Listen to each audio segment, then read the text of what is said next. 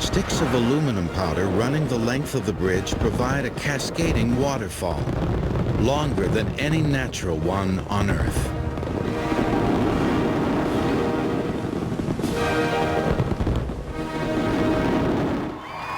By 9:52, the sky has gone dark, and a satiated crowd believes the show is over.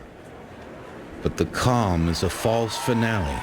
A pause before the grandest finale the world will see this year.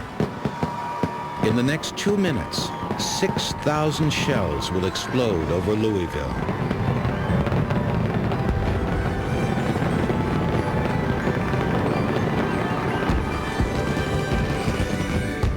The show that thrilled Louisville was state-of-the-art, but the technology behind it had come directly from the ancient invention of gunpowder.